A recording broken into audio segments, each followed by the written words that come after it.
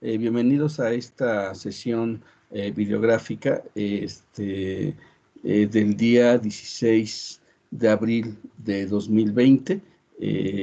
Bienvenidos a esta actividad y vamos a continuar desde donde dejamos la última sesión para que a partir de ahí, bueno, podamos seguir viendo en un ejemplo muy práctico cómo pudiéramos nosotros establecer un modelo de investigación que finalmente nos permitiera primero hacer un planteamiento de problema y después determinar el alcance, los enfoques desde los cuales podemos nosotros abordar ese problema ya planteado como un problema de investigación.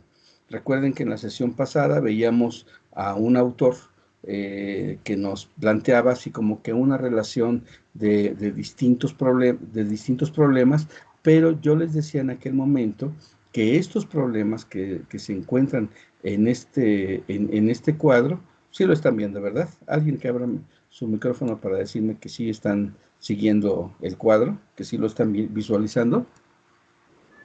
Sí, profe, sí se ve. Perfecto. Entonces yo les comentaba que estos problemas que aquí este señor señala, en realidad eh, son solamente planteamientos generales problemáticos, pero no son problemas de investigación. Si revisáramos casi todos estos, nosotros nos encontraríamos con que son solamente enunciados problemáticos, pero no hay aquí la parte importante que veíamos la sesión pasada, que era precisamente el de establecer pues, ¿cómo lo pusimos? Ah, caray, si era este. Si era este el que trabajamos la vez pasada, sí, ¿verdad?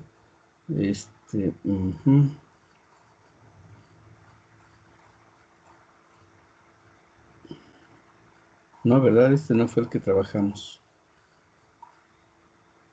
Ah, sí, sí es.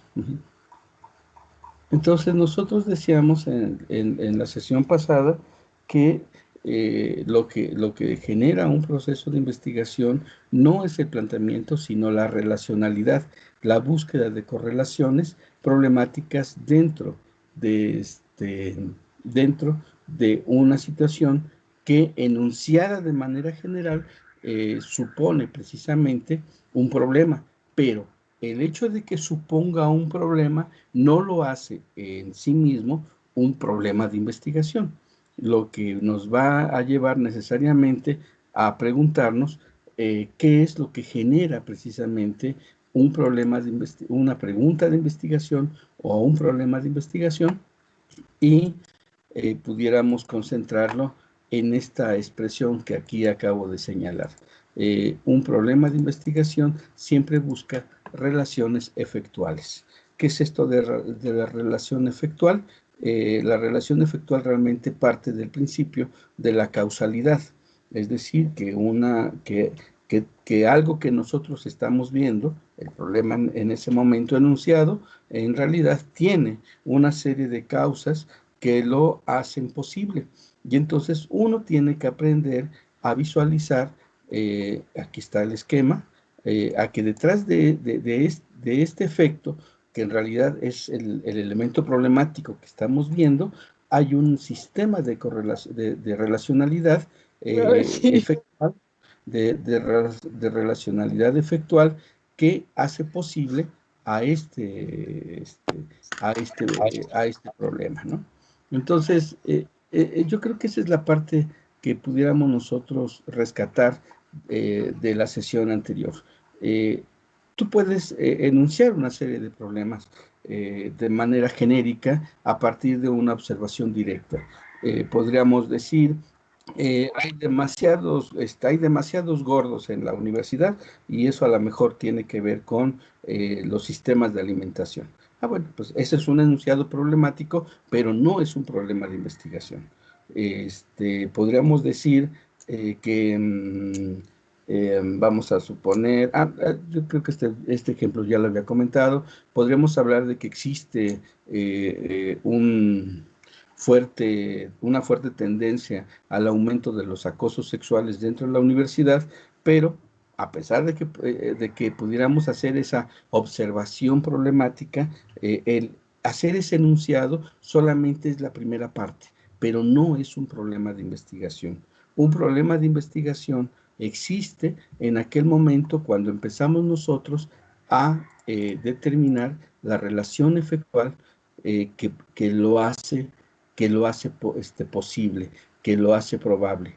Entonces, les digo, es que es muy fácil pensar que cualquier cosa se convierte en un problema de investigación, cuando en realidad lo que hace el problema de investigación no es el hecho de enunciar el efecto, sino que tenemos que buscar precisamente la relación efectual que lo hace posible, ¿sí?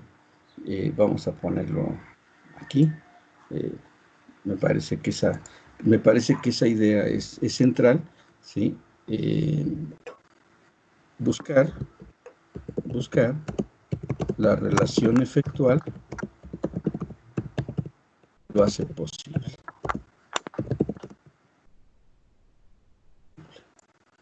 Ahí está. Lo vamos a hacer un poquito más pequeño. Ahí está. Ahí. Perdón, no tan pequeño. Ahí está. Entonces, la idea de una problematización está en esta base.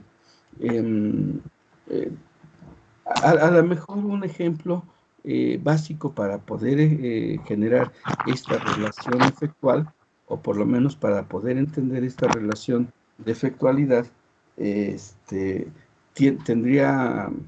sería más o menos el siguiente. Voy a abrir otra hojita para no modificarlo. A ver, permítanme un segundo. Aquí está. Viendo más o menos la idea. ¿Sí me van siguiendo la idea?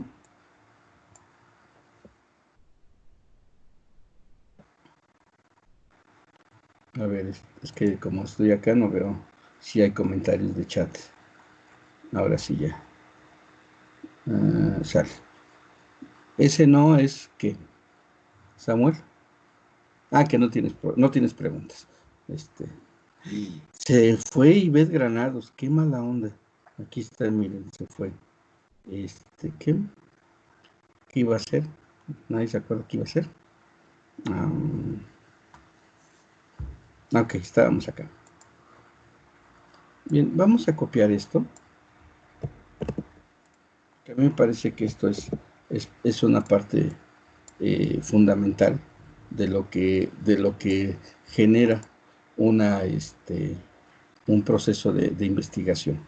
Entonces, este cuadrito, vamos a convertirlo en un pequeño cuadro para tenerlo enmarcado. Aquí está, y tenerlo como central, que a lo mejor este pequeño cuadrito les va a ayudar a todos ustedes a pensar cuando tengan que realizar su propio proceso. Entonces lo agrupamos. Ahí está. Sale, vale. Entonces, repito, lo que hace un proceso de investigación no es la enunciación del problema. Si yo quiero enunciar C, supongamos que C, supongamos en este caso que C fuera simplemente María se queja con Ana de que su novio la dejó por otro. Ahí está. Es un ejemplo burdo, pero creo que nos puede servir, ¿sí? María se queja con Ana de que su novio la dejó por otro. Chéquenlo bien, no dice que la dejó por otra, sino que la dejó por otro. Entonces, esto es lo que estamos visualizando. Ahí está, este C. Claro, C podría ser muchas cosas. C podría ser esto. En México se fomentan los valores, pero la impunidad no se castiga. Eso es C, es un simple enunciación, es una enunciación problemática, pero como yo les comentaba, no es un problema como tal. Podría ser, C podría ser cualquiera de estos. La corrupción tiene en México uno de los índices más altos en todo el mundo.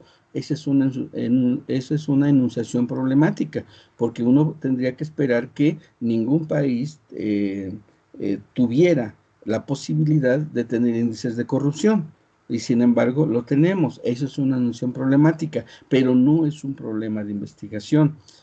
Otro, se depredan abusiva e irresponsablemente aún las áreas naturales protegidas. Este es otro enunciado problemático. Uno puede decir que en efecto las áreas naturales protegidas, por ejemplo, una de esas áreas naturales que existen en la zona de Toluca, justo donde está el volcán, hay una zona natural protegida, pero resulta que es una zona que ahorita en este momento está siendo depredada abusivamente por compañías madereras, y bueno, ahí está la situación, pero eso no es un problema de investigación, eso es simplemente un enunciado problemático. Bueno, pero regresemos entonces al caso de María, que se queja con Ana de que su novio lo dejó por otro.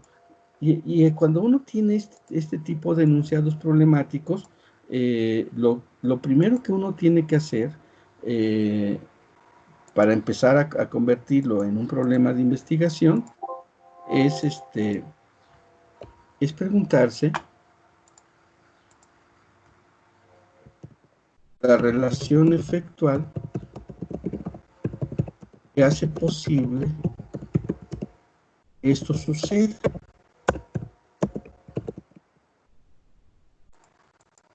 La relación efectual que hace posible que esto suceda.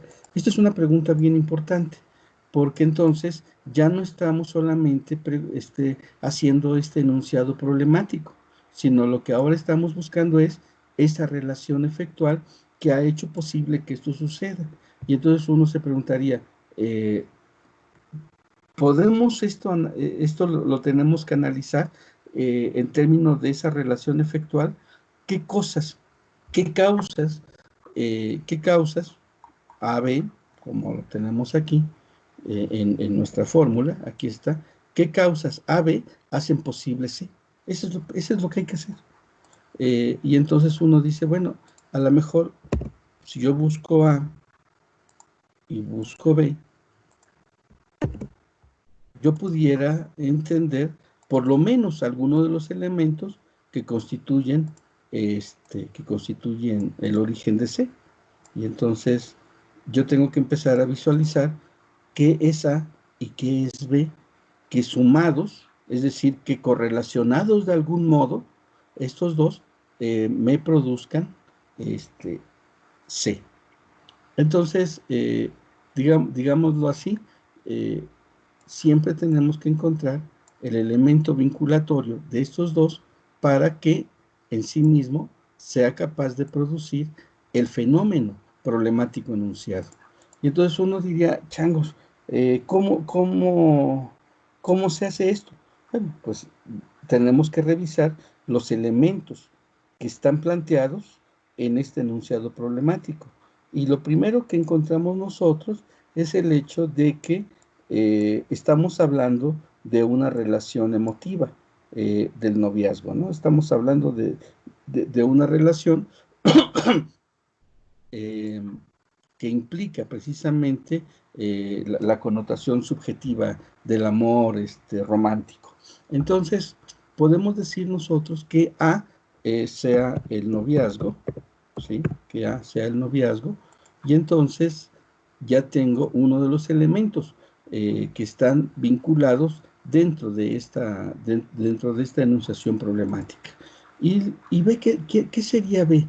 Y aquí dice uno, bueno, no encuentro a B aquí, porque finalmente María y Ana son sujetos de investigación. No serían, en este caso, elementos causales. De hecho, ellos son parte precisamente del efecto que se ha generado a partir de estas dos correlaciones.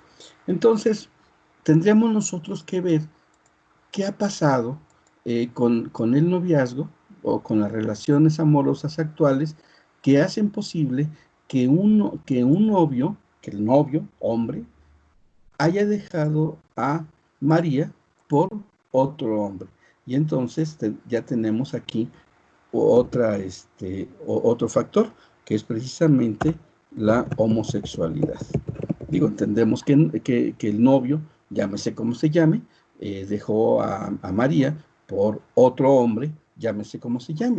Y entonces, aunque no esté aquí enunciado, sí aparece de algún modo como un elemento que podemos deducir de esa enunciación problemática. Y bien, entonces ya tenemos dos elementos, el noviazgo y la homosexualidad. Entonces, estos dos elementos, lo que esté ocurriendo entre estos dos elementos va a ser posible este elemento problemático. Bien, y aquí nos tendríamos que preguntar, ¿qué ha sucedido en las relaciones, históricamente, por supuesto, qué ha sucedido históricamente en las relaciones del noviazgo que hoy, digamos, se manifiesta al grado, o más bien, ¿cómo lo podemos saber? Se me fue. A ver, otra vez. Tendríamos que preguntarnos cómo ha cambiado históricamente el, el tipo de relaciones subjetivas de noviazgo, cómo ha cambiado, vamos a ponerlo aquí, el amor romántico como fenómeno social, o sea, no lo vamos aquí a romantizar, diciendo, ay, qué bonito el amor romántico, no, como fenómeno social, cómo ha cambiado el amor romántico, precisamente por la visibilidad de las relaciones homosexuales. Acá, ¿cómo cambia esta situación? Precisamente el hecho de que nuestros viejos esquemas del amor romántico heterosexual, digo, esta es la parte, digamos, tradicional. María tiene novio, y esto refleja precisamente la situación de la heterosexualidad de este vínculo. Entonces, de algún modo, el amor heterosexual ha sido modificado por el impulso y la aparición del amor homosexual. Entonces, estos dos fenómenos, por supuesto, que ya corresponden a las posibles causas que hacen que esto suceda. Cuando nosotros ya llegamos a este punto de establecer los elementos causales, es como estamos entonces, ahora sí, iniciando la posibilidad de la problematización, porque hemos encontrado, aquí está, hemos encontrado las bases de la relación efectual que estamos buscando. Entonces, si se dan cuenta, no estamos inventando absolutamente nada. Estamos encontrando, vamos a poner aquí para que quede más efectual. No nos estamos inventando nada. Estamos haciendo un análisis de las partes que podrían suponer precisamente, de manera lógica, por supuesto, histórica, por supuesto, sistemática, por supuesto, del fenómeno problemático que estamos aquí enunciados. Entonces, si nosotros quisiéramos hacer un juego para poder determinar que en efecto esto funciona, podríamos cambiar esta enunciación por cualquier otra y entonces podríamos nosotros empezar a encontrar esos elementos causales que generan el fenómeno problemático Pero, otra vez insisto, la visibilización del fenómeno problemático no es un problema de investigación. Cuando nosotros encontramos los elementos causales que le dan sentido, que hacen posible, recuerden qué es lo que estamos buscando, que hacen posible que esto suceda, entonces, en ese momento, nosotros empezaremos realmente a problematizar. Porque lo que vamos a buscar es precisamente el sistema de relaciones que puede darse entre estos dos elementos, entre el A, que en este caso es el amor romántico, y B, que es el de la homosexualidad. Si lo quisiéramos seguir desarrollando esta misma idea, tendríamos que nosotros establecer pues una serie de posibles vínculos entre estos dos elementos y decir que esta cuestión del noviazgo eh, es un fenómeno social, que también ha cambiado en el tiempo. Y entonces yo les podría decir, María se queja con Ana de que su novio lo deja por otro, solamente es posible en el año 2020, ¿sí? En el 2020. Porque si esta misma relación, este mismo efecto problemático, lo hubiéramos planteado en el año de 1975, por supuesto que tendría otra correlación entre estos dos elementos. Y entonces uno tendría que hacer una especie de línea de tiempo, por lo menos para ir comprendiendo cómo ha sido la relación de estos dos elementos. Es decir, en 1975, cómo era la relación amor romántico, homosexualidad, con lo que esto puede implicar en términos de la persecución, el prejuicio, la ilegalidad y, por supuesto, la persecución que las comunidades homosexuales tuvieron durante la época de 1975 y ok, ahorita. Y lo que sucede en el año 2020, ¿no? Sí, en efecto, este ejemplo ya lo había yo utilizado en algún momento, pero me pareció pertinente que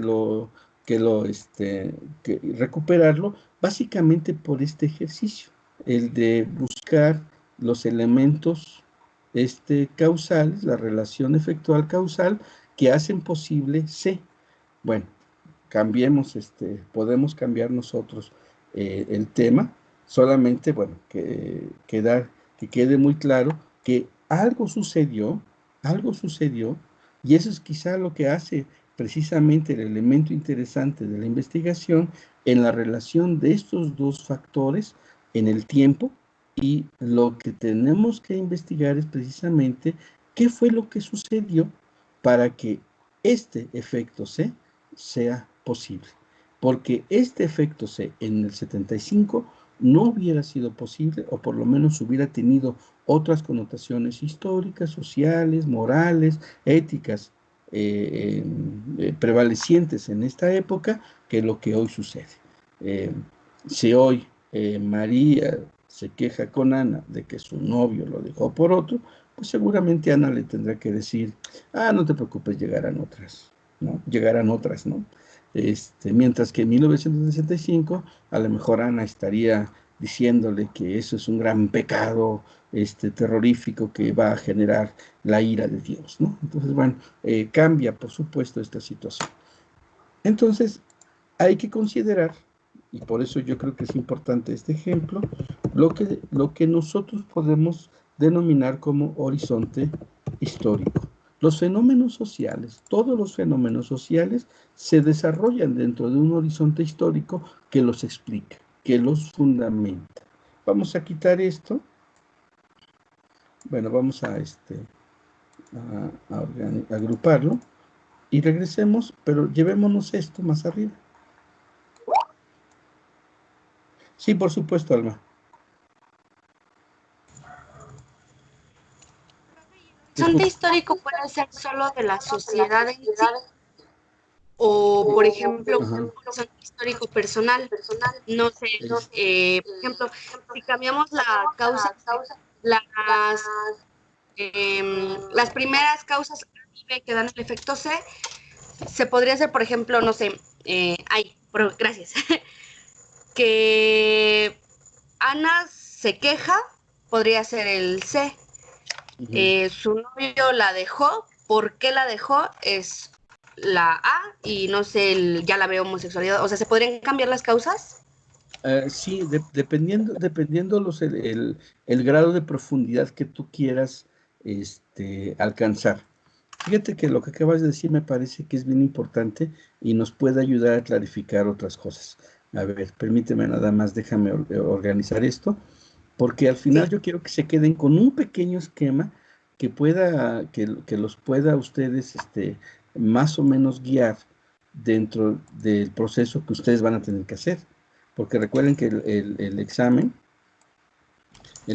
pues va a tener que generar precisamente un elemento que nos lleve hasta el punto de entender en qué parte la investigación puede ser abordada desde un enfoque cuantitativo y cuándo y en qué elementos puede ser abordada por un elemento cualitativo. Entonces, nada más déjenme aquí colocar qué parte Tu bienestar es lo más importante. de quién es Por más ello, algunas de importante. nuestras sucursales permanecerán abiertas para quien lo necesite. Nacional Monte de Piedad transforma. Hay experiencias concretas que les interesan. Por ejemplo, bailar. Cuando vayas. Ok, gracias. Entonces, regresamos al esquema. Ahí está. Bien, hasta ahorita esto es lo que vamos a llevar. Pero fíjate que lo que acabas de decirnos, Alma, me parece que nos va a ayudar también a establecer un punto importante en este desarrollo. Sí, igual con agua, por favor. Sí. Ahí está. Sí, porque Ah, también puede ser un horizonte, por ejemplo, la dejó por otro, pero el horizonte histórico de su novio, que pasó, no sé, cuando tenía 6 años o 10 y que empezó a hacerse de una homosexualidad y ujú. eso fue el resultado de que la dejara por otro o Sí, porque claro. anduvo con... Sí, claro. O sea, por eso es lo que me parece importante lo que acabas de decir, pero hay que solamente colocarlo en su justo lugar. Ah, vamos a poner aquí una línea, también imaginaria, para poder explicar lo que tú acabas de plantear, que insisto, me parece que es muy importante. A ver, vamos a colocar aquí esta línea y vamos a tratar de imaginar que esta línea nos marca eh, niveles, ¿sí? Y los niveles precisamente nos van a permitir partir desde las biografías individuales, que por supuesto que son importantes en la investigación cualitativa, son muy importantes los niveles individuales hasta los sociales, ¿no? Entonces, en un primer nivel, vamos a poner la cuestión de las biografías individuales. Por supuesto, yo estoy haciendo un trabajo de investigación de corte cualitativo, es muy posible que a mí no me interese el gran entramado social, ¿sí? Eh, que explique por qué María se quedó sin su novio, sino que me interesa precisamente el aspecto particular del novio de Ana, ¿sí? Que desarrolló una homosexualidad y que le permite precisamente decidir en este momento por otro sujeto.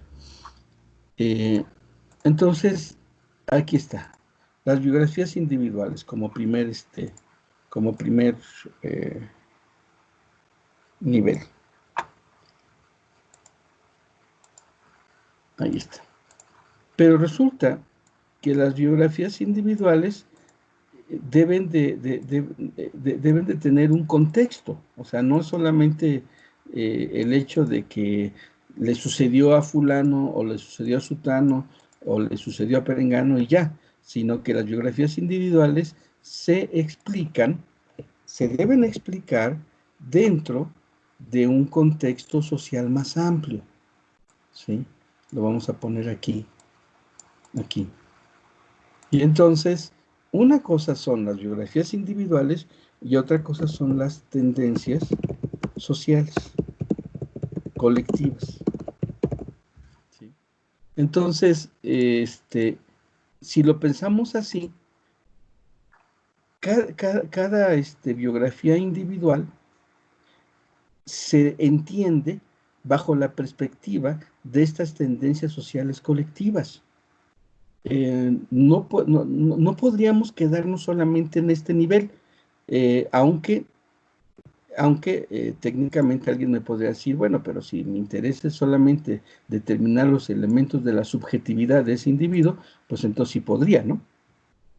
Sí, claro, por supuesto, pero para entender esta biografía individual del novio de María, necesito entender cuál es la tendencia social colectiva donde donde esta biografía individual se explica, ¿sí? Déjenme, por ejemplo, decirles algo que seguramente ustedes ya saben. En la época de 1975, el novio de María hubiera tenido que andar siempre escondido en el closet, porque no tendría posibilidades de su expresión pública, ¿sí? En cambio, en el año 2000, el novio de María puede ir tranquilamente caminando en la calle de la mano de su novio, y aunque va a generar resquemores sociales y colectivos, digamos que tiene más abierta la posibilidad de su visibilización.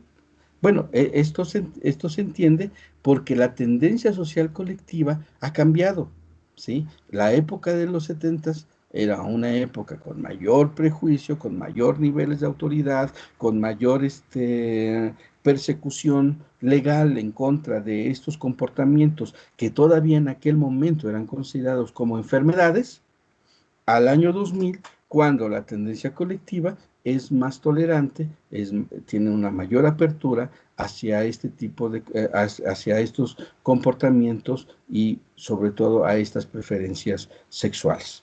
Entonces, si se dan cuenta, aun cuando tú quisieras generar una biografía individual, la biografía individual la tienes tú que digamos que colocar no solamente en el horizonte histórico, sino en el elemento de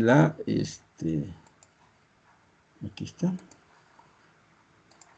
del elemento histórico, sino el de las tendencias sociales colectivas, donde se puede explicar esta biografía individual, ¿sí?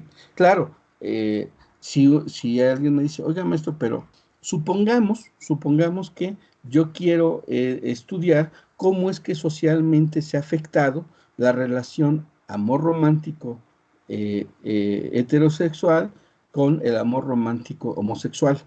Y entonces no quiero verlo a nivel de biografías individuales, sino lo quiero ver como una tendencia social colectiva. ¿Se puede hacer?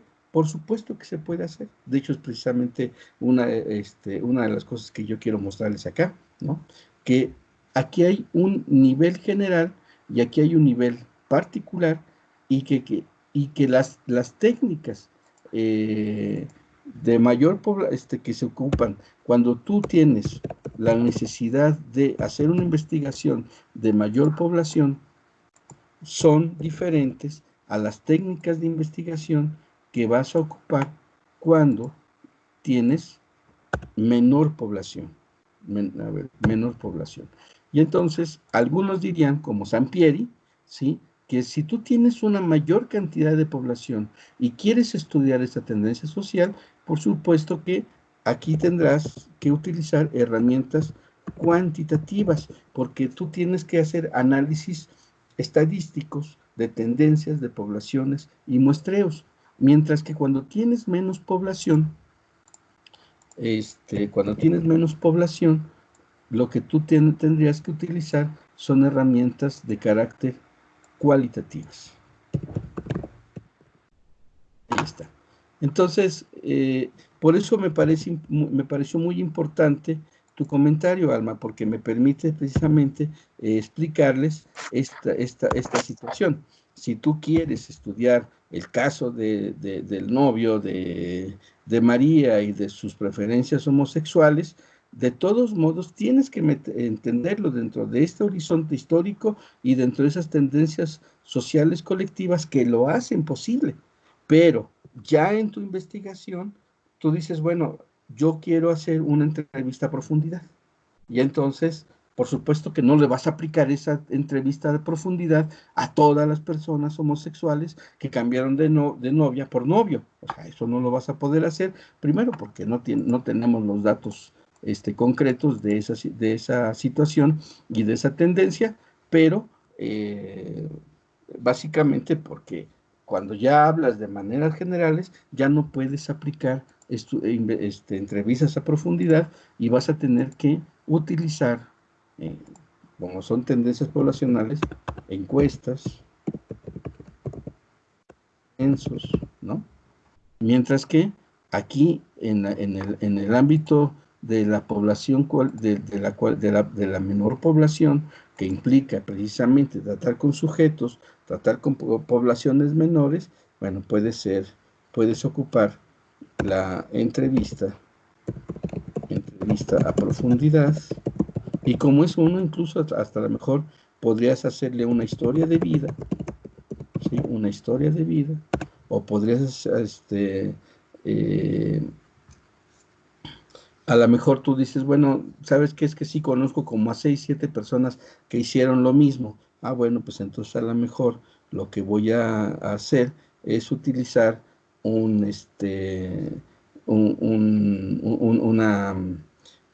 análisis de contenido, etcétera, etcétera. Entonces, dependiendo de esto, te va a dar también la posibilidad técnica para poder generar la investigación, ¿sí?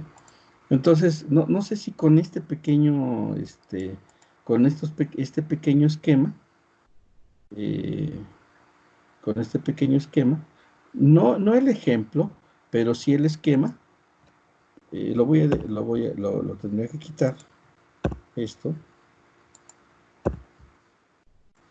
y decir, cuando yo quiero hacer una investigación, yo debo de partir de un fenómeno problemático observable, ¿sí? Que es o puede ser el caso de María y Ana, o puede ser cualquiera de los que estén aquí planteados. Existe sobreexplotación de los mantos acuíferos, por supuesto, pero este enunciado problemático no me dice ni las causas, ni me dice dónde, ni me dice cuáles, y sobre todo tampoco es capaz de señalarme las perspectivas que esto pueda generar en términos de impacto de población cuando estos mantos acuíferos se vayan eliminando, ¿no? Si nosotros pudiéramos utilizar existe sobreexplotación de mantos acuíferos, a lo mejor jugando con esta idea, uno puede decir, sí, en efecto, existe sobreexplotación, sí, pero ahora, en la comunidad donde yo vivo, ¿existe esa sobreexplotación de los mantos acuíferos? Por ejemplo, ustedes que viven en Chimalhuacán, se tendrían que preguntar cuáles son las causas, ¿sí? O cuáles son las relaciones efectuales que me explican esa sobreexplotación de los mantos acuíferos. Y entonces a lo mejor yo les podría decir, a manera de broma, que desde el momento en que Chimalhuacán decidió por tener un lago artificial en la punta del Chimalhuache, habría que preguntarse de dónde viene esa agua, y si esa agua se deriva precisamente de una sobreexplotación de los mantos acuíferos, o es agua tratada, por supuesto, que es reconducida hacia proyecto del lago artificial? Seguramente ustedes no se lo han preguntado, pero ahí hay un problema muy grave, porque cualquiera que sea la respuesta, implica precisamente nuevos elementos problemáticos. Entonces, regresamos acá. Regresamos acá. Entonces, cuando yo planteo un problema de investigación, lo primero que hago es hacer una enunciación problemática. Esa enunciación problemática es solamente la base de inicio, pero no es el planteamiento del problema. El planteamiento del problema surge precisamente cuando empiezo yo a buscar la relación efectual, ¿sí? Cuando esa relación efectual yo la ubico dentro de un horizonte histórico que me lo explica, que me explica estas relaciones, y cuando a nivel de la profundidad de la investigación, yo decido investigar las causas desde las tendencias sociales colectivas. Recuerden que estamos en ciencias sociales, o lo quiero revisar desde la perspectiva de las biografías individuales. Ahora, alguien me puede preguntar, oiga, profe, ¿y de aquí a acá hay puntos intermedios, hay bases intermedias? Por supuesto, porque nosotros podemos investigar biografías individuales, pero también podemos investigar instituciones, y también podemos investigar tendencias colectivas. Entonces, si se dan cuenta, esto también tiene una gradación que va haciendo más compleja hacia arriba o más sencilla hacia abajo. Depende de lo que tú estés buscando, es la decisión metodológica que vas a desarrollar.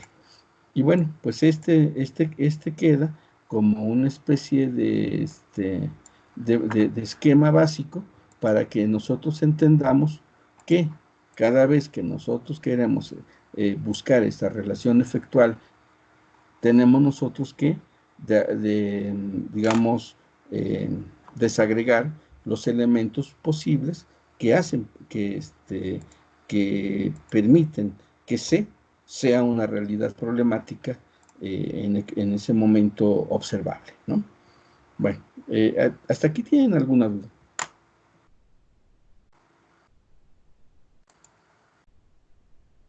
¿Hasta aquí tienen alguna duda?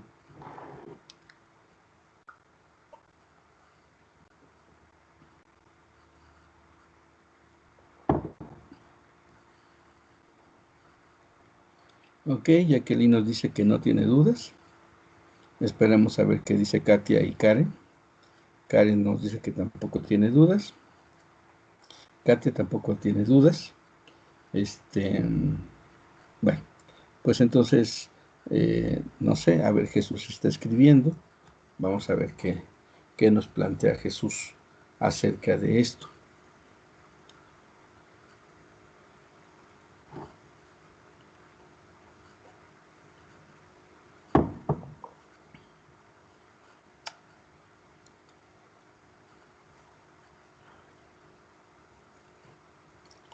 Jesús está escribiendo, Jesús sigue escribiendo. Bueno, mientras Jesús termina de escribir, supongo que está planteando alguna pregunta por el tiempo que ya llevamos esperando que aparezca su mensaje. Recuerden que lo pueden hacer abriendo su micrófono. Yo no me preocupa que abran el micrófono. El problema es cuando todo el mundo lo quiere abrir. Ok. Dice Jesús Calderón, ¿cómo manejamos la información? ¿Cómo manejamos la información en una entrevista a profundidad para adaptarla a la teoría dicha para el proceso de investigación cualitativa? Ah, caray, a ver, espérame, otra vez.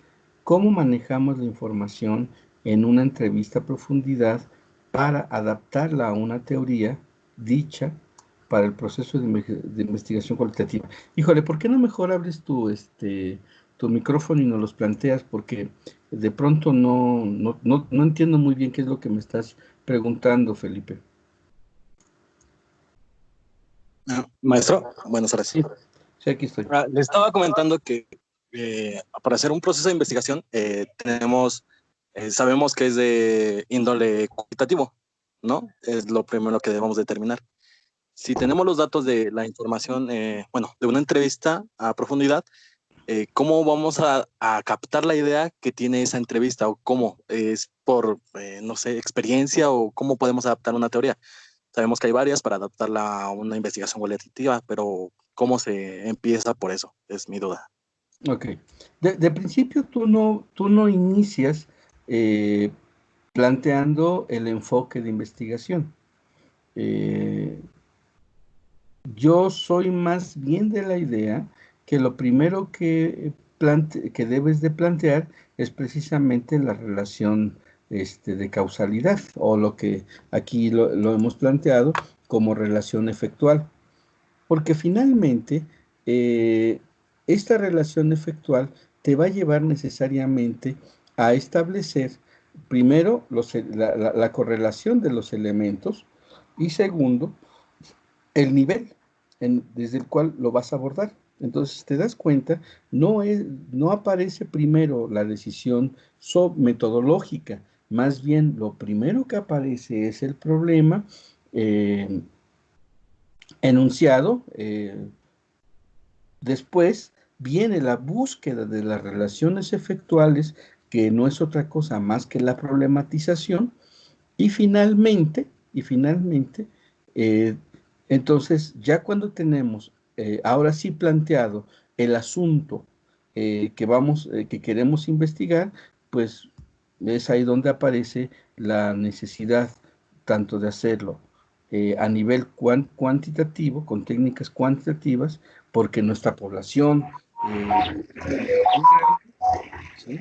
O al revés, tenemos poblaciones pequeñas y a lo mejor, pues, lo que necesitamos es aplicar un enfoque cualitativo. Si lo pensáramos desde el ejemplo que estamos aquí colocando, tendríamos que decir, ¿en qué momento decido cuando una investigación es cualitativa o cuantitativa? Y por supuesto que esto lo voy a hacer una vez que yo tenga aquí estos elementos, porque ya teniendo esos elementos es lo que me va a indicar la magnitud del problema que yo estoy investigando. Ahora, si tú me preguntas, ¿cómo voy a adaptar esto a una teoría? Bueno, eso es otro asunto que no hemos llegado todavía, eh, eh, pero que bueno, te lo puedo señalar así de manera general. ¿Cómo sabemos en qué teoría qué teoría nos va a servir para explicar esta relación efectual? Normalmente, y ese es otro de los problemas que yo tengo con muchos profesores que enseñan metodología de investigación. Normalmente siempre les piden a ustedes un marco teórico y dicen, a ver, entonces vamos a desarrollar un tema. ¿Sí? Primero les piden el tema y luego les piden la justificación y luego les piden los objetivos y después incluso se atreven a pedirles hipótesis y después les piden el marco teórico desde el cual van a explicar el tema. Yo digo que está mal. Y está mal porque finalmente como estudiante de investigación no puedes conocer, no puedes saber todas las teorías que hay para poder explicar el fenómeno específico que estoy yo investigando. Digámoslo así, el problema es el que convoca la teoría, no la teoría la que define el problema. Esto es algo muy interesante. Eh, Solamente la teoría puede generar problemas cuando tú tratas de aplicar la teoría a un elemento problemático. Pero ahí ya partimos de la premisa de que tú manejas la teoría bien y que a partir de esa teoría tú puedes hacer problematizaciones de las cosas, de los fenómenos que observas. Pero si no lo tienes, es decir, si no tienes constituida esa teoría, entonces tenemos que buscar el modo de que ese sea el problema el que convoque a la teoría.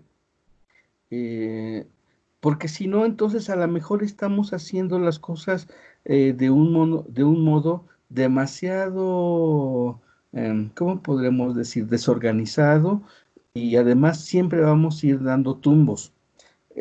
Les pongo un ejemplo. Un día se me acercó un estudiante para que le revisara su protocolo de investigación. Y el planteamiento como tal no era tan malo, o sea, ella lo que iba a hacer era precisamente una investigación de carácter cuantitativo, y lo que ella quería hacer era analizar la relación, vamos a ponerlo acá, la relación que hay entre los hábitos de estudio, ¿sí? Fíjense cómo nos sirve esto. Los hábitos de estudio con la calificación, es que el rendimiento escolar, con el rendimiento escolar, ¿sí?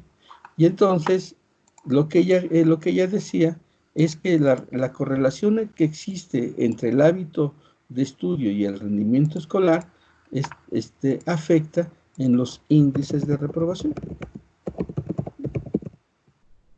Ahí está. Y entonces, por supuesto que ya cuando lo ves así, dices, bueno, personalmente, se los digo, se los confieso, me parece que es una correlación muy pobre y demasiado estudiada ya, de hecho. Pero bueno, había que darle a la compañera la posibilidad de que siguiera con su trabajo de tesis, y finalmente dijimos, bueno, pues está bien, vamos a ver qué puedes tú aportar a partir de la correlación entre los hábitos de estudio, el rendimiento escolar, que hacen posible estos índices de reprobación. E incluso la compañera había ubicado esto en una escuela preparatoria, de Chimalhuacán. Ahí están los datos. Y entonces, cuando yo empecé a avanzar sobre su planteamiento y sobre su protocolo, recuerden que finalmente a ustedes los obligamos a que escriban un protocolo bien pretencioso de lo que va a ser su investigación, y digo bien pretencioso porque muchas veces solamente se queda en eso, en una pretensión, no porque quieran abarcar mucho, sino porque a veces de pronto ya no abarca nada, pero bueno. Y entonces aquí está su problemita. Ella no había ubicado ni los horizontes históricos, ni había ubicado en términos generales si había algunas otras posibilidades de investigación. Para ella era analizar en esta escuela preparatoria de Chimalhuacán los hábitos de estudio, su correlación con el rendimiento escolar y, por supuesto, los índices de reprobación. ¿Hasta aquí vamos bien? Bueno, pues ahora viene el problema. Cuando empecé a revisar su marco teórico, ella decía que lo iba a abordar desde la teoría de sistemas. ¡Tarán! ¡Qué bonito! ¿Sí? Este era el marco teórico. El marco teórico que le iba a permitir explicar este problema. Bueno, este problema más bien, no problema. ¿Vale?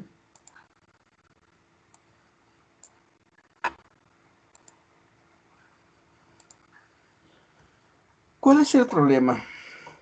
¿En qué consiste el límite de o más bien, en qué consiste la bronca de tratar de utilizar una teoría como la teoría de sistemas para explicar este fenómeno? ¿Se puede aplicar la teoría de sistemas a este fenómeno?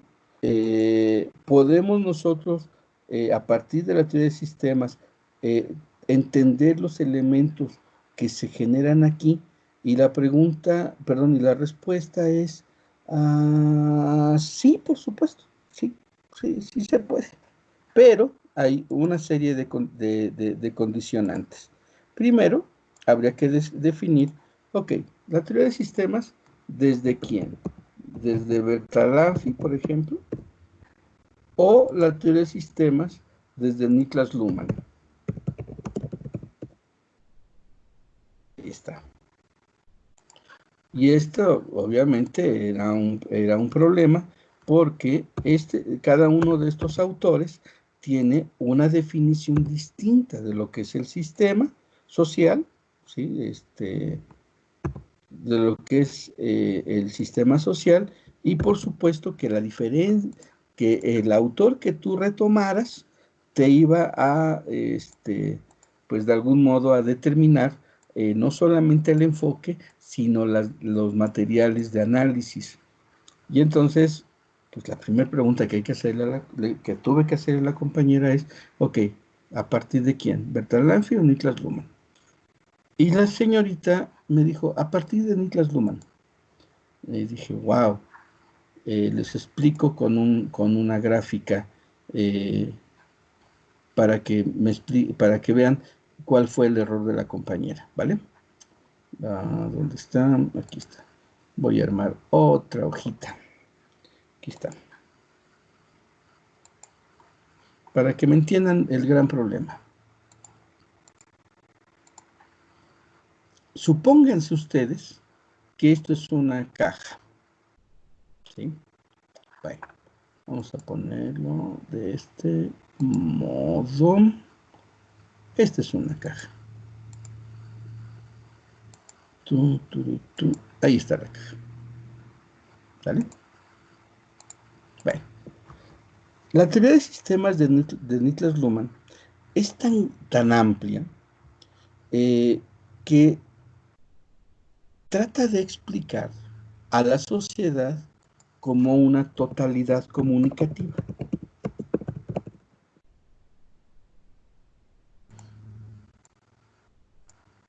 Y el problema de si en esta escuela primaria, ¿dónde está? ¿Dónde quedó? Aquí está. En esta escuela de preparatoria de Chimalhuacán, la relación hábito escolar, hábito de estudio, rendimiento escolar e índice de reprobación podía ser explicada por esta. Y yo le decía a ella, le digo, mira, te voy a explicar. Tú tienes una teoría muy grande, es una caja muy grande, y tu problema es de este tamaño. Ahí está.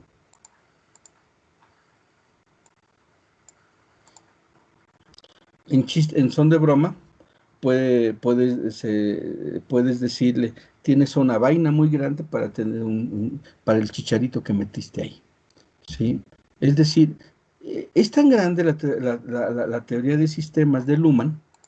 Aquí vamos a poner teoría de sistemas de Luhmann. Para explicar un aspecto tan pequeñito de la realidad social.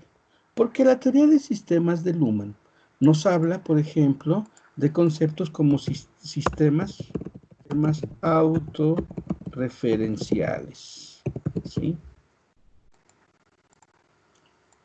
Nos habla de entornos y puntos de incertidumbre, y umbrales, perdón, de entornos y umbrales sociales. ¿Sí? Nos habla acerca de la comunicación como sistema total.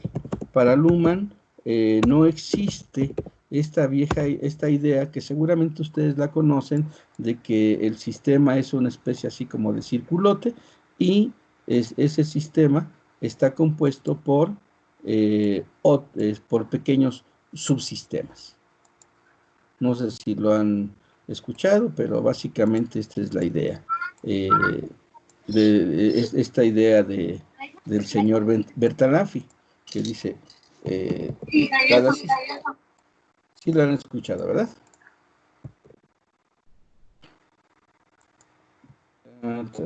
Dejen hacer el esquema bonito para que ustedes se queden con ese esquema, ¿no? Ahí están.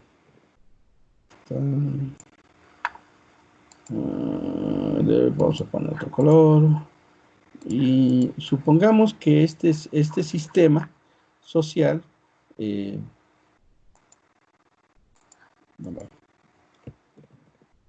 pongo otro más.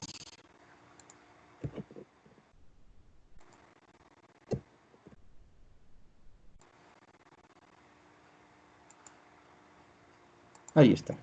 Supongamos que este sistema social, el que está fuera,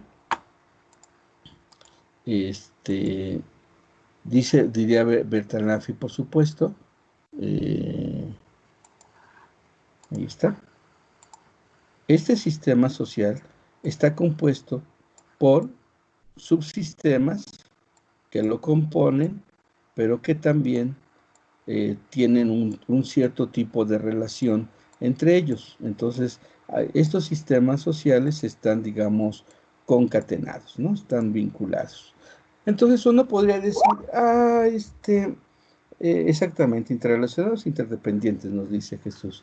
Pero bueno, entonces, Bertalanffy diría, bueno, el sistema educativo, en realidad no es un sistema, sino es un subsistema. Digamos, bueno, lo voy a poner aquí. Hay una cosa que le llamamos sistema social, y de este sistema social tiene subsistemas, ¿sí? Y a uno le vamos a llamar subsistema educativo. Al otro le podemos llamar subsistema económico, ¿no? El otro es un subsistema político. Aquí está. Le vamos a poner un subsistema laboral, solamente para ver así generar los elementos. Entonces, de acuerdo a lo que dice Bertalanffy, este es Bertalanffy. Aquí está. Ok, de acuerdo a lo que dice Bertalanffy, vamos a hacer más grande, ahí está, para que quede incluido. Ya. De acuerdo a lo que dice Bertalanffy, hay un sistema social compuesto por subsistemas. Y entonces el problema que la compañera quiere trabajar, de los índices de reprobación, producto de los hábitos de estudio y del rendimiento escolar, pues es un problema que no es del sistema económico, no es del subsistema político, ni es del subsistema laboral, aunque puede tener una correlación, ¿no? Ya decíamos nosotros que aquí estos sistemas están correlacionados, son interdependientes, como nos dice perfectamente Felipe, pero entonces aquí en este sistema, en ese subsistema, yo ubico este problema. Pero entonces ya me evito de colocarlo en términos de subsistemas que a lo mejor te sirven para contextualizar, pero que no son precisamente los lugares donde se corresponde y se correlaciona el problema que quiero analizar. ¿Por qué Luhmann no le sirve? Bueno, porque Luhmann está pensando en términos de esta totalidad comunicativa que explica toda la relación comunicacional de los sistemas sociales y se mete en una explicación tan profunda, tan de detalle, ¿sí?, que prácticamente los asuntos de la educación, si bien es cierto, le interesan, pero le interesan como umbrales sociales, como entornos sociales, no como sistemas, porque para Luhmann el sistema realmente es la comunicación, no lo político, no lo educativo, no lo laboral, no lo económico, sino la comunicación como sistema. Y entonces, si se dan cuenta, el problema que la compañera quiere abordar en esta escuela preparatoria de Chimalhuacán es un problema pequeñito, pequeñito, que por supuesto no puede ser abordado desde esto. Y entonces uno le dice, oye, pues entonces búscate mejor una teoría más adecuada, que sería, por ejemplo, el de Bertalanffy, si es que lo quisieras abordar desde la correlación que existe entre los sistemas y sus subsistemas, entre los sistemas de input, diría Bertalanffy, y los sistemas de output, ¿no? Lo que entra y lo que sale. Ahí está. ¿Sería más factible? Por supuesto que sería más factible, ¿sí? Digamos que al momento de que tú colocas esto como parte del subsistema educativo, pues ya estás más centrada dentro de la contextualización teórica que implica este problema. ¿Ya se dan cuenta? O sea, uno empieza a decidir por la teoría cuando yo trato de ubicar esto, que es el elemento problemático, ¿sí? El planteamiento ya correlacional, ya como problema de investigación, al lugar donde me permite, a la caja adecuada, pues, si lo quisiéramos ver así, que requiero utilizar. Aquí hay una pregunta, me dice, entonces debería abordar la tesis por una teoría estructural funcionalista.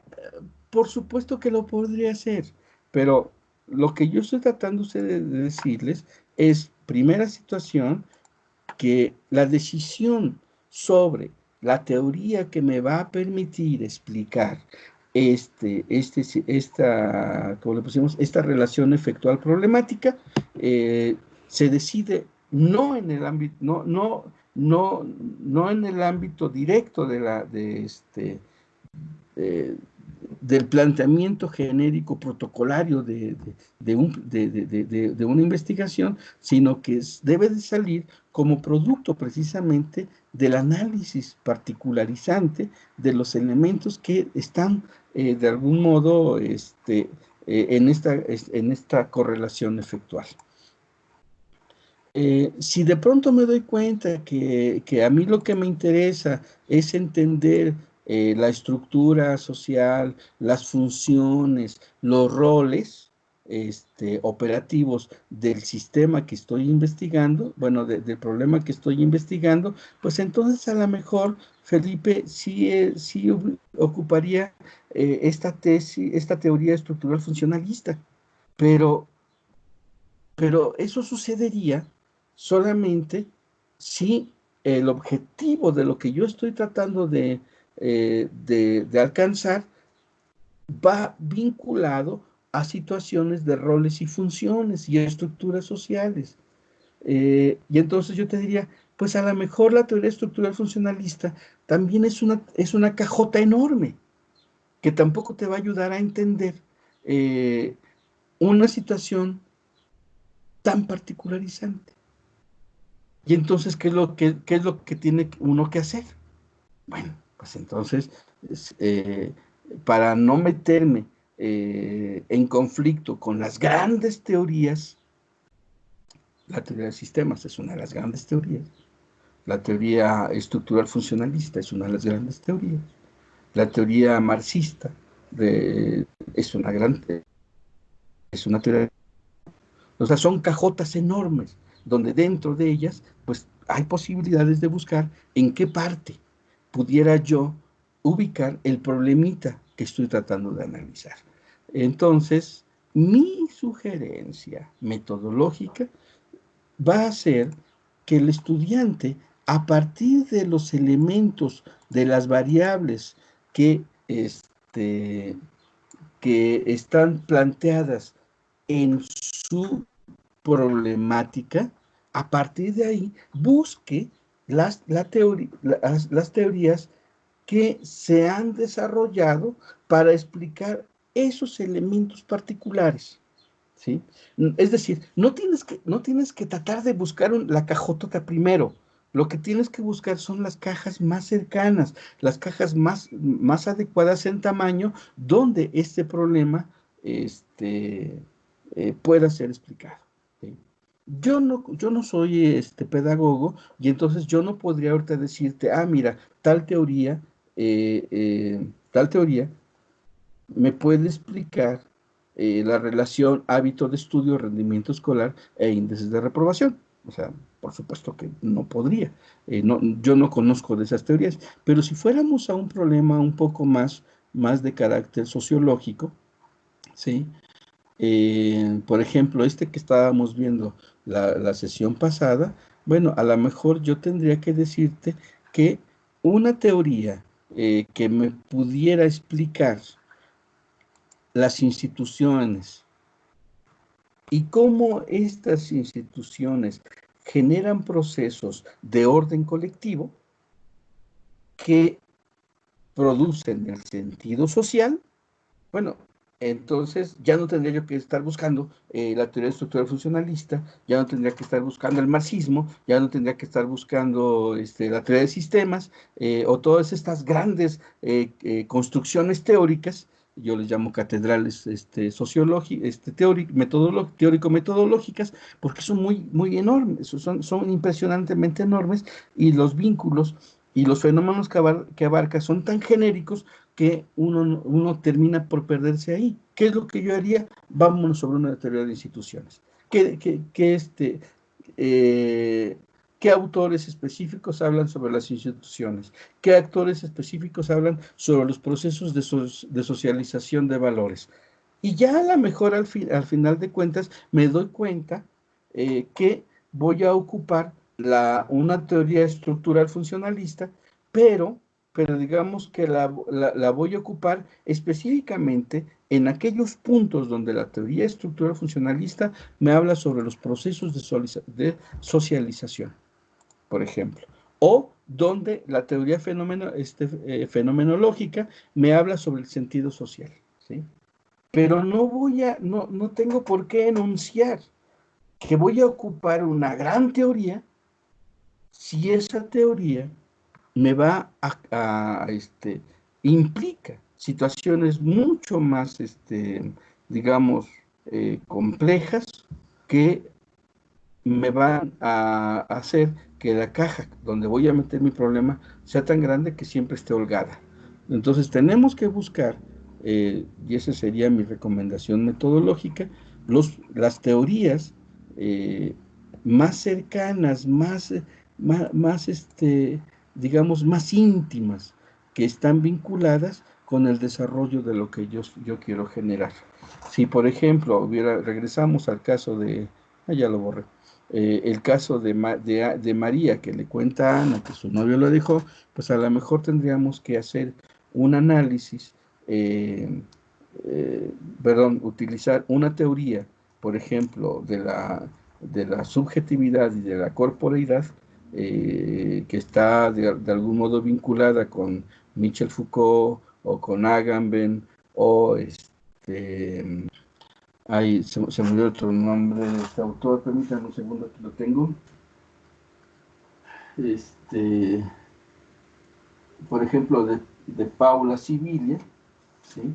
Donde precisamente estudian este tipo de fenómenos, y a partir de ellos yo puedo ir construyendo la justificación teórica de lo que quiero investigar. Entonces, yo creo que uno de los errores que normalmente se cometen metodológicamente es tratar de meter nuestro problema, que puede ser un chicharito, en una vaina muy grande. No, tenemos que buscar cajas más adecuadas.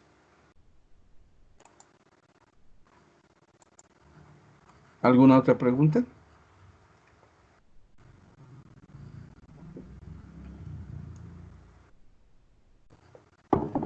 Recuerden que pueden abrir el micrófono para preguntar.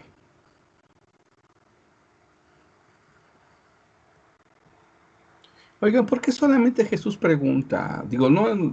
Voy a contestar todas las preguntas que están y por supuesto las de Jesús, pero los demás están, espero que no estén como el gato de la vez pasada, ¿se acuerdan? Sí recuerden que por aquí les puse un gato. ¿Dónde está? ¿Dónde está? ¿Dónde está el gato que les puse la vez pasada? Bueno, no lo encuentro.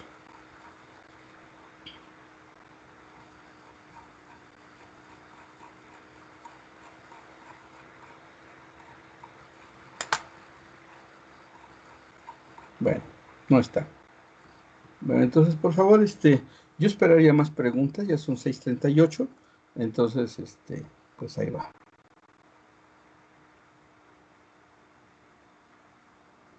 Dice Julieta, es que ya lo había entendido, pero ya me confundí con las preguntas. Changos, a ver, otra vez, Julieta, ¿qué es lo que, en qué momento te confundiste? Porque en realidad lo que hice hoy fue tratar de construir un pequeño modelo para que cuando ustedes digan, ok, ¿cómo puedo yo empezar a problematizar? Ah, bueno, pues lo primero que tengo que hacer es tener el enunciado problemático. Fíjense que eso es lo que me faltó aquí. Vamos a colocarlo. ¿Viste? Ah, cuando le empecé a responder a Jesús. Lo que pasa es que Jesús nos sacó hacia la cuestión de las teorías. Todavía no, ok. Ahorita, olvídate, Julieta, de esa parte que le contesté a Felipe, porque sí lo vamos a ver un poquito más adelante, eh, cuando ya tengamos nosotros que llevar esta cuestión precisamente a la fundamentación metodológica, donde tenemos que definir cómo demonios vamos a elegir las teorías más adecuadas para el proceso de investigación. Pero en este momento, solamente en este momento, bueno,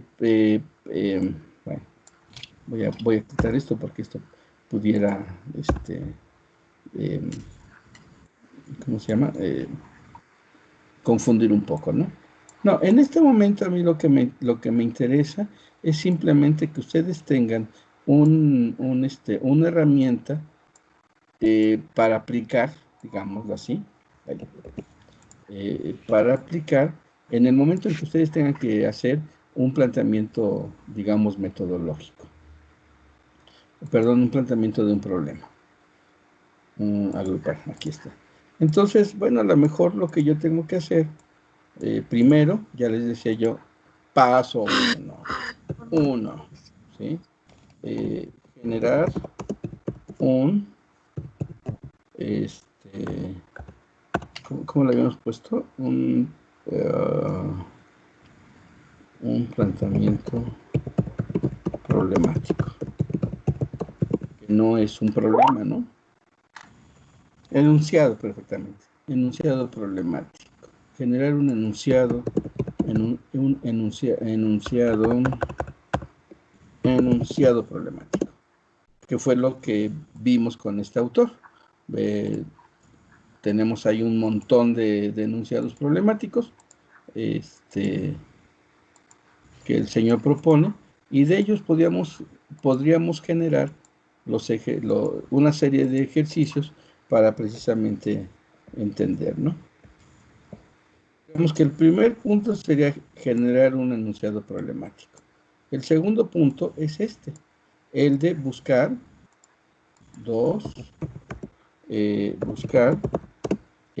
las relaciones efectuales, que ya dijimos, una relación efectual busca la relación que hace posible así, ¿no? Que hace posible al efecto. C es el fenómeno que estamos identificando con el enunciado problemático, pero ya cuando nosotros vamos hacia la cuestión de buscar las relaciones efectuales, bueno, pues ya tenemos la posibilidad de generar un planteamiento de un problema científico o de investigación por lo menos, ¿no? Y la búsqueda de relaciones efectuales, pues pasa precisamente por este esquema, ¿no? Ahorita quitemos esto. Ok. Pasa por este esquema, es decir, por entender cuál es el efecto que estoy estudiando y sus relaciones causales. Ahí. Por supuesto que esto incluye, fíjense que eso no lo habíamos colocado, ahorita que quité la expresión aquí me di cuenta. Me requiere una delimitación espacial y temporal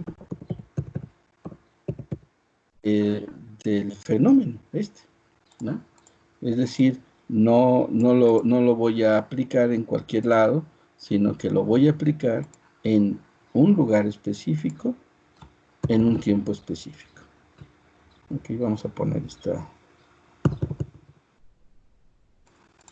Entonces, digamos que este segundo paso nos lleva primero a esta delimitación, a hacer a esta expresión, identificar el elemento que estoy investigando e identificar por lo menos, fíjense, por lo menos 2 de los factores. Claro que esto puede ser más complicado, más bien más complejo. Yo podría decir A, B, C, D, E y F que producen G. O sea, pero eso implicaría que un mayor número de variables que están de algún modo correlacionadas para que C exista, ¿sí? Entonces, ese es lo primero. Y su delimitación espacial y temporal. Ahí está. Y después de esto, entonces tendríamos que buscar el horizonte histórico donde este problema se explica, y después tendríamos que ubicar el nivel de complejidad del cual yo voy a tratar de abordar, y obviamente eso me va a llevar a una decisión de orden cuantitativa o una visión de orden cualitativa, dependiendo el grado de profundidad que yo quiera realizar dentro de mi proceso de investigación. Ahí está. Ya, si gustan ustedes, la próxima sesión empezamos a revisar esta cuestión de dónde ubicar en qué teorías ubicar nuestros problemas de investigación.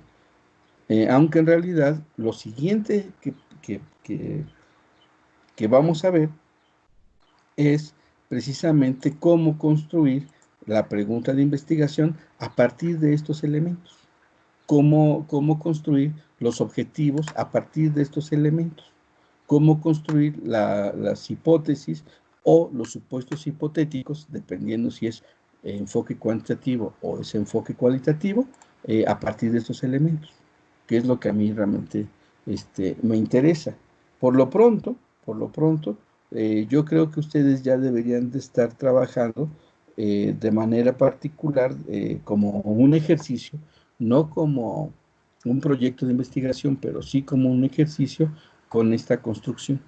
Entonces, yo les sugeriría, porque al final lo que vamos a hacer es que a partir de esto que estamos construyendo, vamos a generar la pregunta de investigación, los objetivos y las hipótesis y los supuestos hipotéticos para darle mayor énfasis, porque este es el curso, sobre los elementos de orden cualitativo. Entonces, bueno, pues no sé si a partir de aquí ustedes tengan algún tipo de pregunta nueva. Y ya una vez construidas las preguntas, los objetivos y las hipótesis o supuestos hipotéticos, pues ya podemos nosotros determinar cuál es la estrategia para poder ubicar las teorías que nos pueden explicar esto. Ya les dije, el gran problema es que no podemos, o más bien, la regla es no buscar cajas grandes o vainas grandes para chicharitos chicos, ¿no? Bueno, ¿qué más?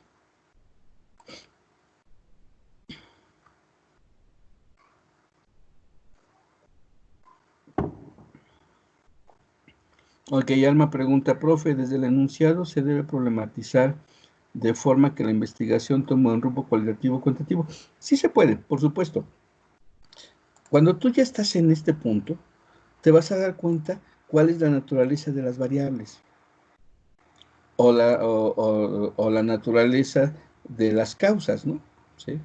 Y si tú te das cuenta que la naturaleza de las causas son de corte cualitativo, es decir, de mayor elementos de subjetividad, pues entonces seguramente ya desde ahí empiezas a definir o a perfilar una investigación cualitativa. Vamos a suponer, solamente como ejemplo básico, que tú quieres saber, eh, vamos a ocupar este ejemplito de la sobreexplotación de los mantos acuíferos, que plantea el autor como entidad problemática, como enunciado problemático. Supongamos que vamos a ocupar esto. Y nos interesa saber el origen de las aguas que se ocupan precisamente en el lago artificial del Chimalhuache. Si nos interesa solamente eso, ¿ustedes qué nivel creen ustedes que tendríamos que buscar? ¿El nivel individual o el nivel poblacional? ¿Sí? Recuerden que habíamos dicho que entre las biografías individuales y las tendencias sociales colectivas, pues hay también el desarrollo de las instituciones.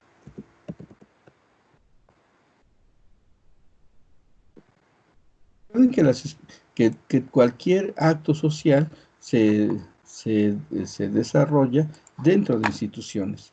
Este mismo hecho de que estamos nosotros ahorita tomando clases en línea, pues es solamente expresión de esta situación institucional. Nada tiene que ver con nuestras biografías individuales, aunque sí tiene que ver con una tendencia social, que es precisamente la respuesta a esta pandemia, que es una pandemia global, y a la respuesta que las instituciones generaron para responder a esta problemática, ¿no? Entonces,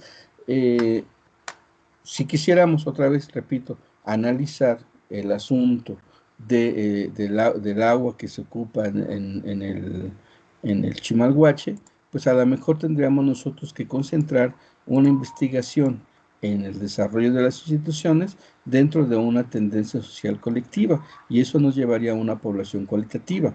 Ahora, si dentro de esto que estoy tratando de estudiar, yo quiero saber cuál ha sido el impacto,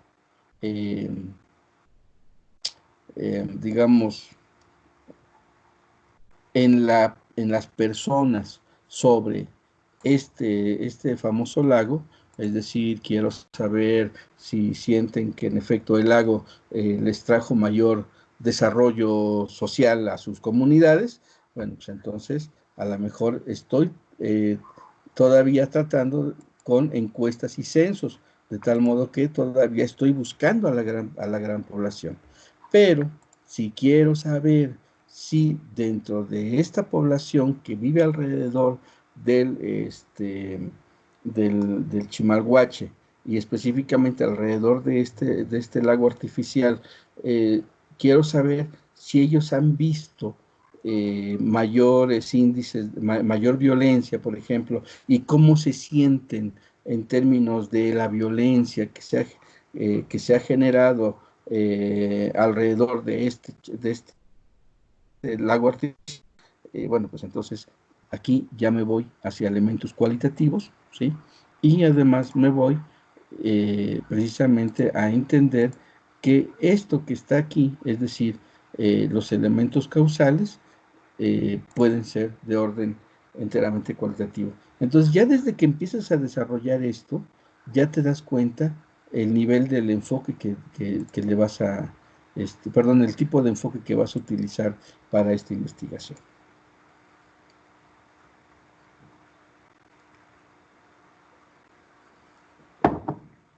Claro que como en este caso estamos tomando un curso de investigación cualitativa, desde la pregunta tiene que llevar un rumbo cualitativo, ¿no? Pero eso es solamente por cuestiones de este curso.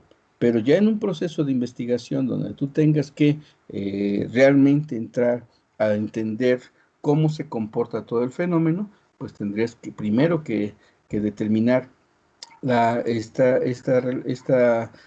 relación efectual para poder desde ahí identificar cuál es el enfoque más adecuado para este proceso de investigación.